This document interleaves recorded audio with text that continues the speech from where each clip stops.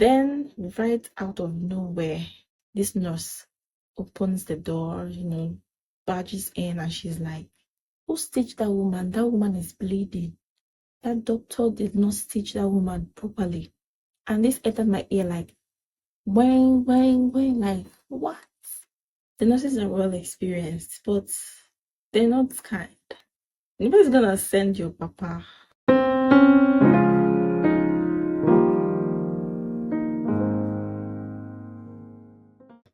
Hello everyone, welcome back to my channel. If you're new here, you are welcome, and if you're an OG, thank you for stopping by.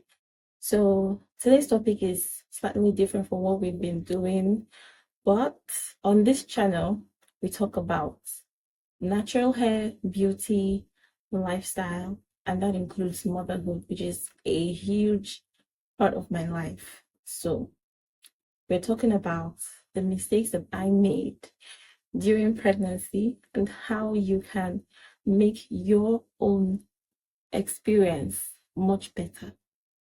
And the first mistake on my list is choosing the hospital that you would give birth in. The hospital that you choose, it will either make or mar your experience, your childbirth experience. You will get an idea of this by the time you start attending antenatal classes, going for hospital visits. You will know if this is a hospital for you or if this is not the hospital for you. This choice is going to either make or mar your whole experience, the entire pregnancy experience down to the childbirth and postpartum. Is going to have a lasting effect on you if you do not choose the right hospital for you. A little backstory here. There is this story that I'm going to share, and I have shared this story with some of my friends, and I'm going to share it with you because you too like people. So after I discovered that I was pregnant, the next step is to go for antenatal visits. And so I went to 2 different hospitals. I went to a private hospital and a general hospital, a government-owned hospital, right? Obviously, when you're pregnant, and I just hope this is general knowledge, you should have at least 2 hospitals that you are going to. These 2 hospitals were highly recommended. I am not going to mention the names of those hospitals. Both were very good according to our friends and the people that we reached out. Both were very good, very, very good hospitals. So I registered in both hospitals. My experiences with the 2 hospitals, I'm going to compare both hospitals. Now, in the private hospital, there were less women, less number of pregnant women. The general hospital, on the other hand, had a lot of women, because it is not as expensive as the private hospital. So different spheres and different walks of life. These are all women in the general hospital. The ones in the private hospital were, like more reserved, more classy, more tushed, more. You get me? Yeah. So naturally, I felt more at ease in the private hospital because this is what I can relate to, right? I felt more at ease in the private hospital. The nurses were very nice, very kind, very attentive, petting you, how are you doing, how are you feeling, all that, blah, blah, blah. And then the doctors were very attentive too, in my experience. They were. The general hospital, on the other hand, they had very good nurses. I'm not going to sugarcoat anything here. The general hospital had very good nurses, very well experienced nurses that knew what they were doing. They were in the general hospital. I'm not saying the private one did not have, okay? I feel like this is going to have to be a totally new video on its own so that we don't make this video too long.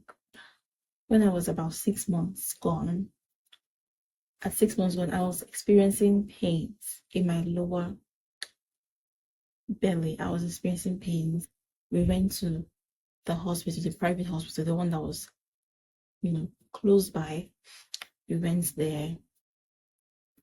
I was admitted. There were 3 beds in the ward. I was the only one in the room. And then while we were there, let's say around 10 p.m. ish, a pregnant woman was brought in and she was in labor. It was just both of us in the room. So she would be in pain. I'll be like, sorry. That day when I was admitted, I felt like the doctor didn't know what was wrong. He didn't know why I was having those pains, which turned out to be contractions. He couldn't tell me, Madam, this is why you are having contractions at 6 months. And I felt disappointed because this is a hospital. You should have experience with pregnant women. I mean, this is not something out of the ordinary. This is not something that out of the ordinary that has never been seen or heard before. Oh, a pregnant woman is having contractions at 6 months. There are things that you should know that caused this, that led to this, and you should know how to tackle it and how to handle it. And so the way they were running around and running tests, I was, what's going on? What is going on? What is going on here?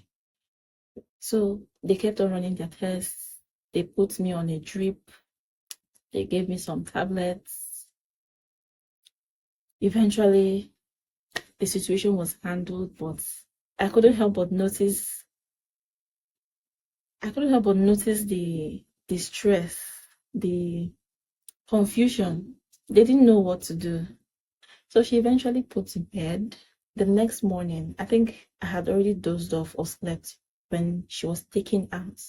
She was taken into another ward where she put to bed. So in the morning, her baby was brought in.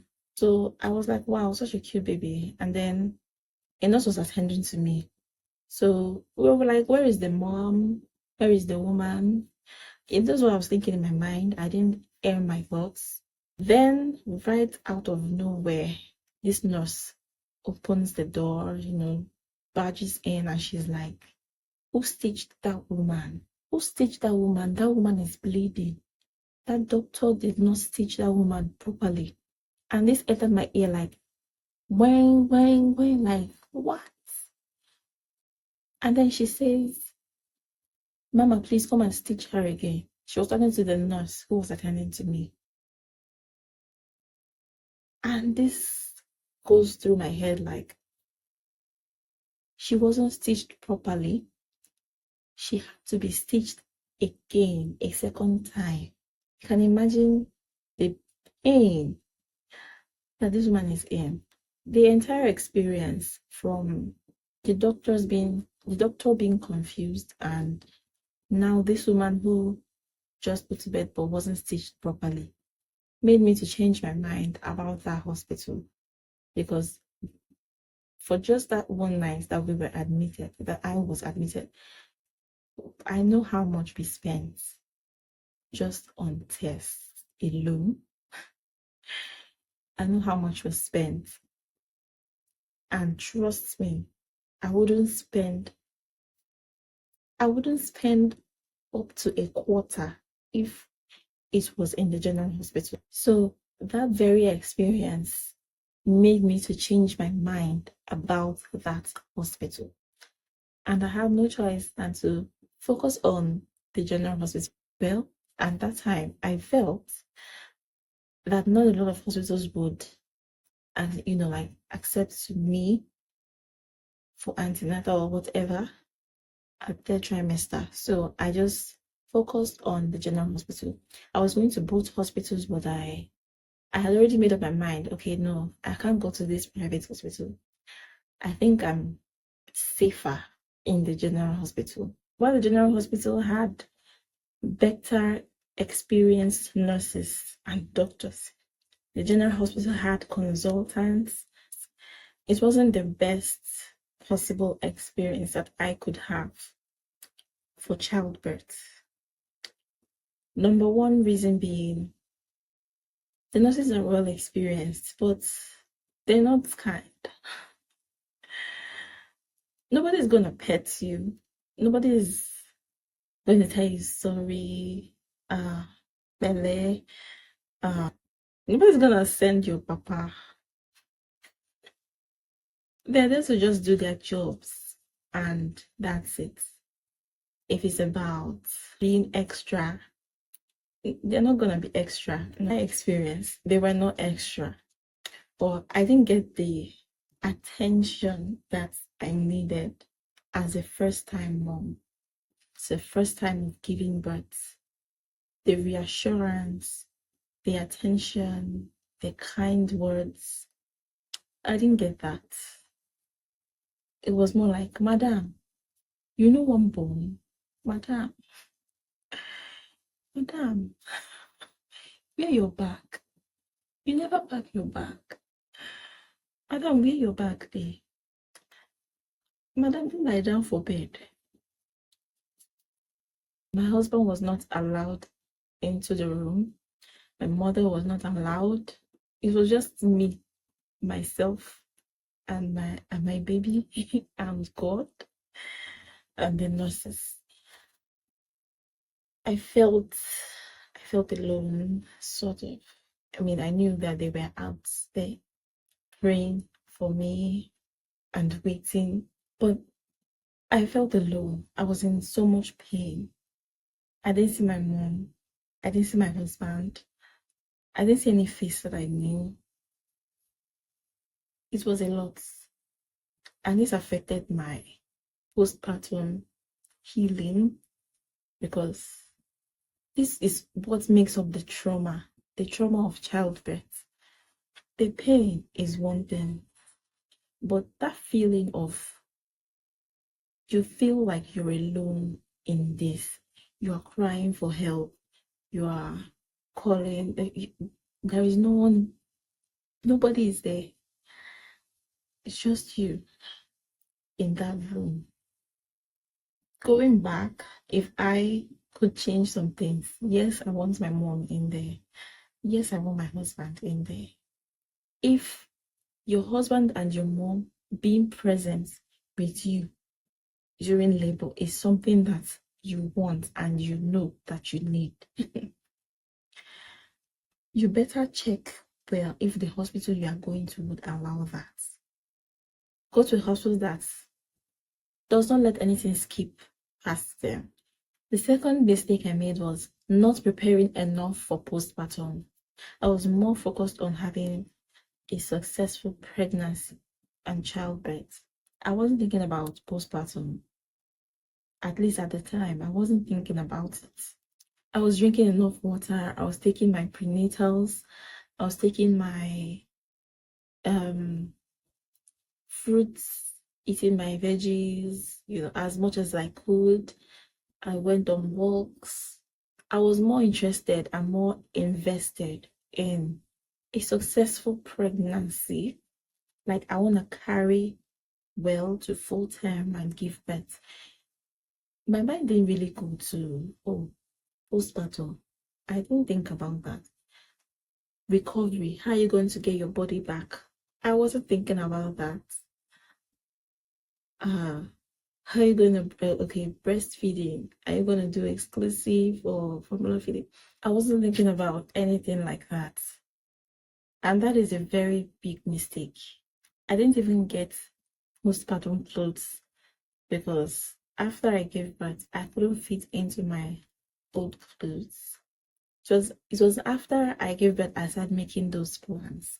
You will be doing yourself a lot of disservice if you are not making plans for postpartum.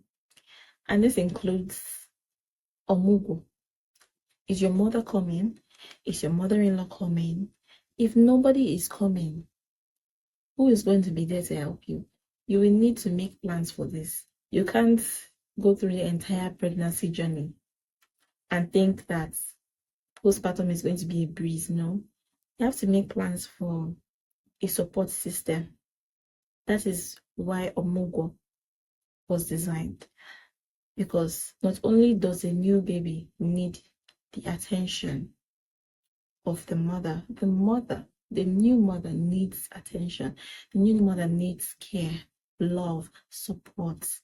These things has to be in place so that you don't slip into postpartum depression. This is very important. Don't overlook this. Do not make this mistake. In my case, my mom came a day before I entered labor, and after she left, my mother-in-law also came. So I had the support I needed till they left. And then it was, me struggling, my husband and I struggling, the night feeds, everything, it can be overwhelming. So you need to get that in place. You need to prepare actively for postpartum. In my case, I didn't prepare for postpartum recovery. I didn't prepare for the possible changes that I would experience in my body. I didn't prepare for the mommy pooch or the mommy pouch. I didn't tie my belly. But tummy has gone down. It has really gone down. I'm going to put a picture.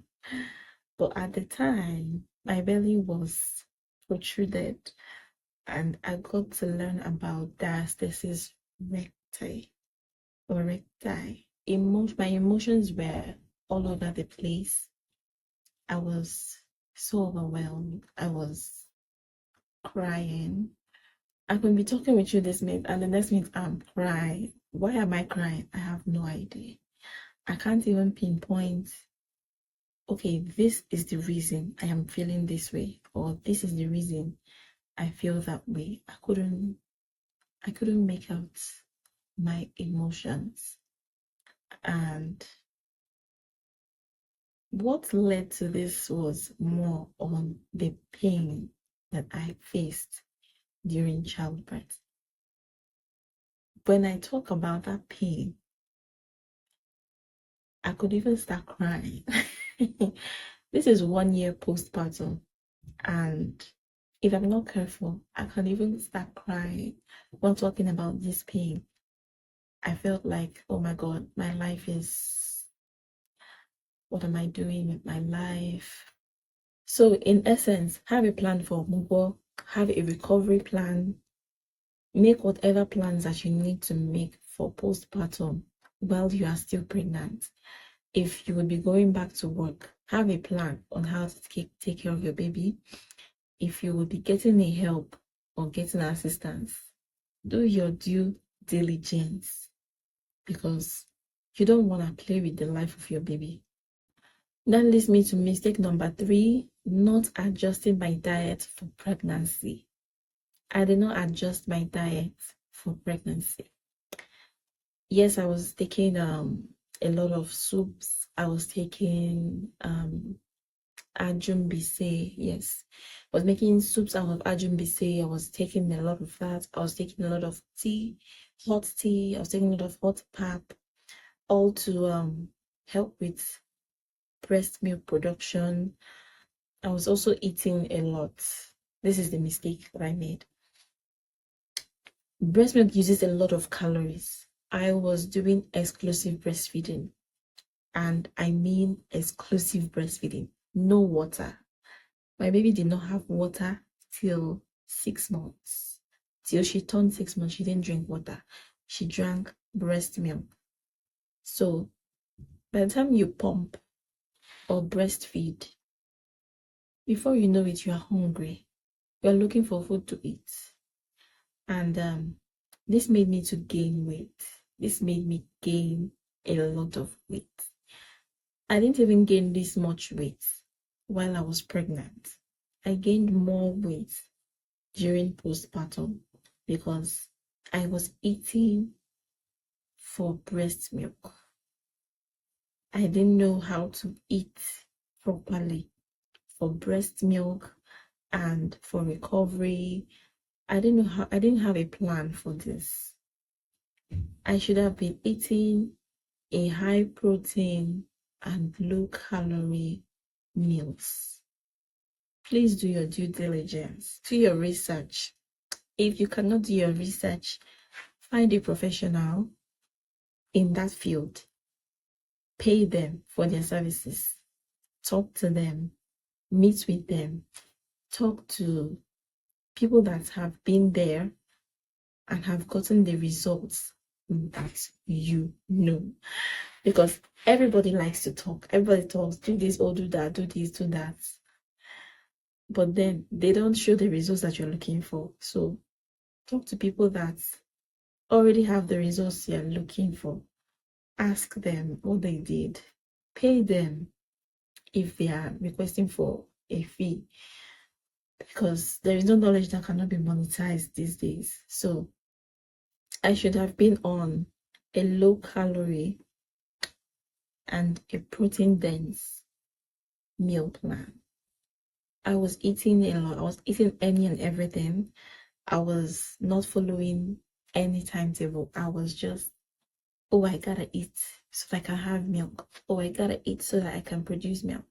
Like, this hunger is not normal. I don't know if any other woman experiences this. A friend of mine told me that she's always so thirsty after breastfeeding or after pumping. But in my case, hungry. I'm always so hungry. And I ended up gaining a lot of weight. And that is a topic for another day. A whole new topic on its own, weight loss. Another mistake that I made during pregnancy was over-exercising and over-exerting myself. Now, I'm someone who is big on fitness. Well, not like I'm big on fitness, but I was concerned about fitness. So while I was pregnant, I wanted to be fit. I was exercising on YouTube. I'll check out pregnancy exercises on YouTube and I would exercise. Now, I did this without clearance from my doctor. I did this on my own. Before you start any exercises, get clearance from your doctor. Get approval from your doctor. I was doing this in my first trimester, second trimester. I was just trying to have a healthy pregnancy. Oh, you have to be healthy.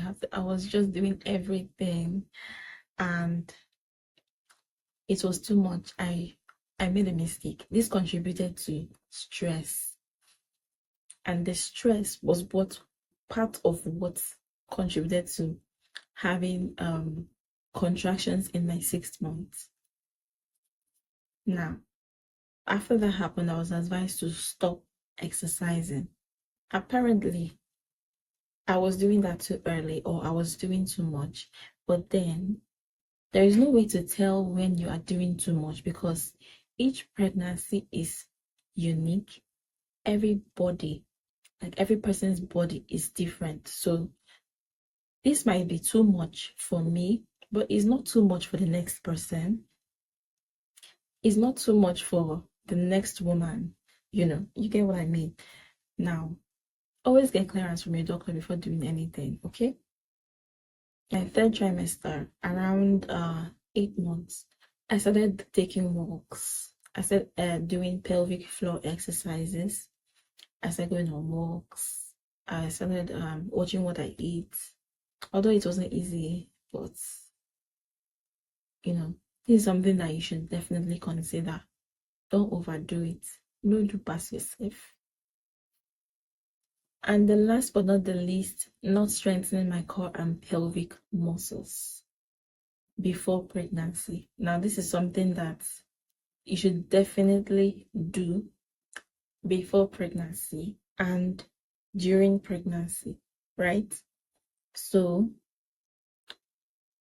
I didn't know that, oh, you should strengthen your pelvic muscles and your core before pregnancy. I got to know about this during pregnancy, and that was when I started implementing it. I started doing exercises that would make the labor and the childbearing process easier and faster for me. And as a woman,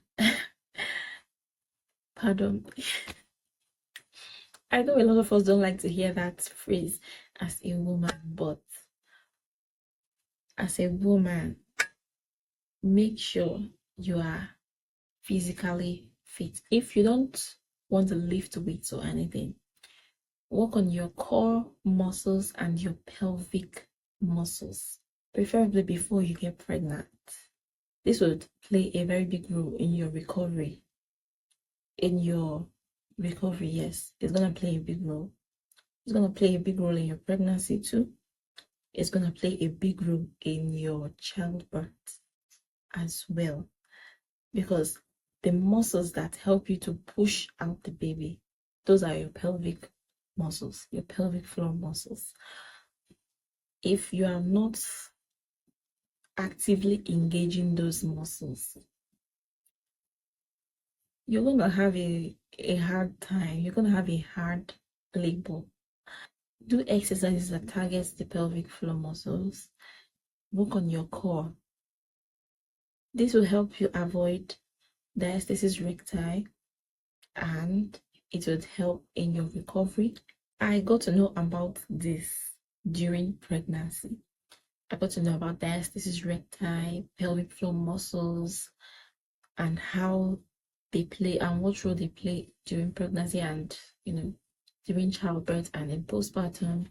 And that was when I started to work on it. But imagine you know about this now and you're not even pregnant yet. You can prepare, you actively prepare your body for pregnancy and childbirth. Because listen, knowledge is power. If you're not tracking your cycle, start tracking it now so that you don't get surprises. And if you are preparing for pregnancy, work on your core muscles and your pelvic muscles. Work on them to do a lot of good. If you watch this video to the very end, thank you so much. Don't forget to click the like button. Share this video with someone you feel needs to see this, although I feel everybody needs to see this video. Share it to your friends and your family. Subscribe, leave a comment, tell me about your experience, or you plan to have a baby. Just leave me a comment. Say hi in the comments. Thank you very much for watching, and I'll see you in my next one. Bye.